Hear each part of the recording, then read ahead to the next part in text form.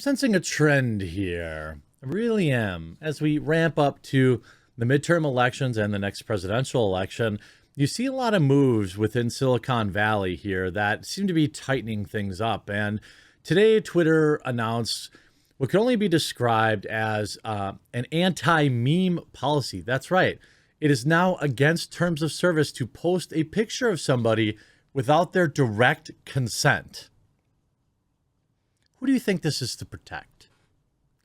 Who do you think this is about protecting? And if we really want to get into it, this is about memes and covering up maybe the summer of peace, all those pictures that surfaced. Every time one of these super soilgers gets a milk-shaped cup full of concrete, gets their picture on the internet, and then gets identified. That's what this is about. Of course, that's what this is about. Those pictures of that idiot who drove his SUV. His SUV drove itself. All those pictures would have been against terms of service. And today, we complete the second day in a row of Twitter freefall. Yesterday, losing somewhere around 10 or 15%. I'm sorry. Today we're down over 5% and falling. And I don't think that's going to stop. This is a great time to remember that Getter exists, that Minds exists, that Parler, I think, still exists, that what else is there? People keep telling me there's a new one every day. Gab, I'm on all those platforms. Twitter expands safety policy. Bans posting images of people without their consent. If I take your picture in public, I do not need your consent. Twitter updated its private information safety policy this morning to ban the sharing of images or videos of private individuals without their consent. The platform already banned users from sharing others' personal information, that I'm fine with, by the way, without their permission, like their address or location, identity documents, non-public contact information. 100% agree with all of that. Financial information or medical data. Well, I don't know about those last two. But this update makes the anti-meme people more robust. How?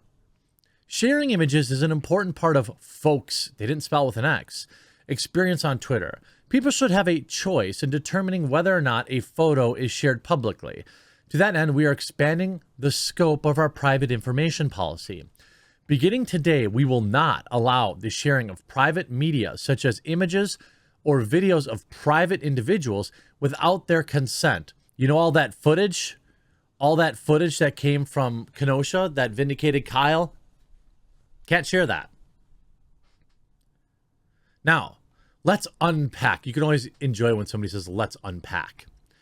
The policy update will help curb the misuse of media to be mean, to intimidate, and reveal the identities of private individuals, criminals, probably, which disproportionately impacts women activists. Isn't that funny how they said activists? What they mean is rioters, dissidents, and members of minority communities. Can you provide any evidence to that? Images and videos that show people participating in public events like large-scale protests would generally not violate the policy.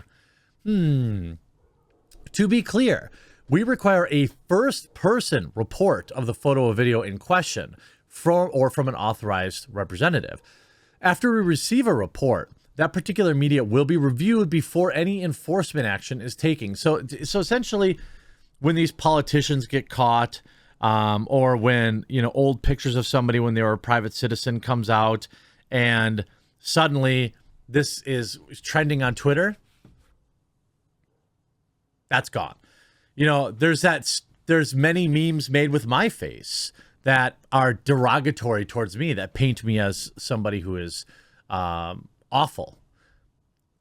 I could just go around reporting those, couldn't I?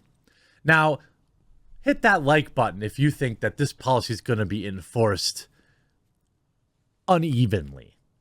And if you haven't yet, click that subscribe button if you think it will, of course, affect one side of the aisle more than the other. Because what this is really about is stopping memes. And we know which side of the aisle is bad at memes. So when you can have a policy that, that on paper appears unilateral and unbiased, but in reality, we know who makes the memes. This will, of course, spawn new memes, though. You can blur people's faces out. You can put cartoon images of them or whatever you might be. Context matters. Our existing private information policy includes many exceptions in order to enable robust reporting on newsworthy events and conversations that are in the public interest. We will take into consideration whether the image is publicly available and or is being covered by journalists. There are no journalists left anymore. Or a particular image in the accompanying tweet text adds value to the public discourse. So if it's a mean meme, it goes away. And by the way, nobody likes this policy. Nobody.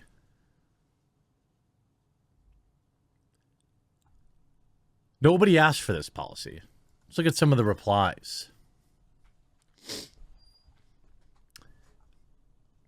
This policy is astonishingly vague, badly written, and wide open to abuse. Your pool of moderators does not realistically have enough local knowledge to make assessments required. What are you thinking here? 100% agree with that. This is horrible. Pictures including random folks, person, etc. in the background or not. You can't reach out to random people and ask them to post the pic you just took. This policy is not applicable to media featuring public figures or individuals when media is accompanying tweet texts are shared in the public interest. Who determines this? Well, we know who determines that. Twitter. Of course it's Twitter.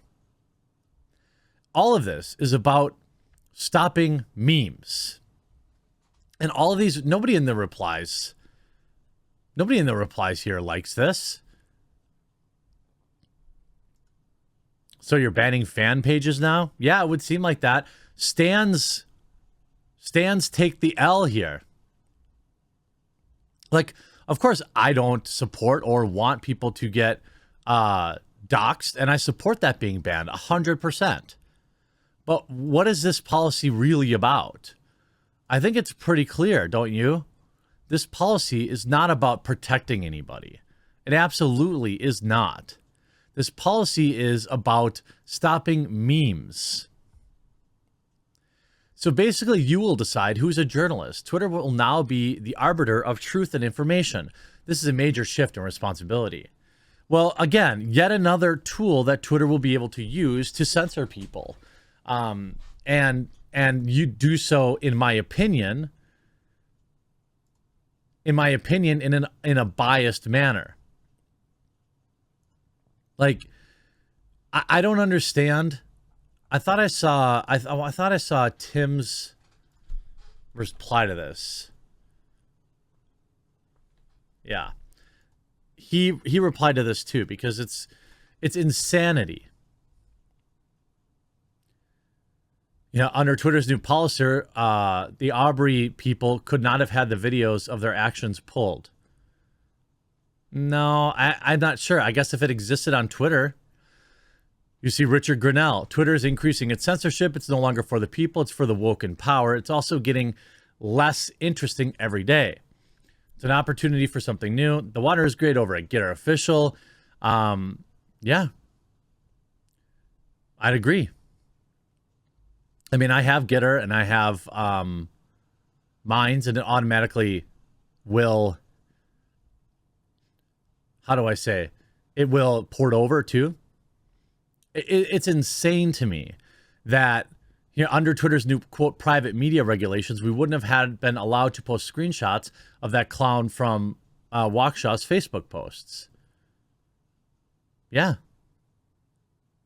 Here, replying to Twitter safety. I can only imagine the lengths to which this will be used to ban everyone you don't like. Everyone should join Getter Official. I would argue that there are other places you should consider joining. Gab, even though I don't care for the owner. You know, Getter, Gab, Minds, these are all solid opportunities. This is one of the dumbest rules. Does this mean LeBron James can get in trouble for posting the picture of that Columbus officer just doing his job? Yeah, you would think, right? And by the way, this is for corporations. Make no mistake about it, because how can the regular person, a regular dude or dudette, ever police how often their picture is being posted? This is for the elites who have PR teams who troll the internet looking for people making fun of them. This isn't for us. It never was, just like the platform. I hope you enjoyed this video. We'll talk to you again real soon.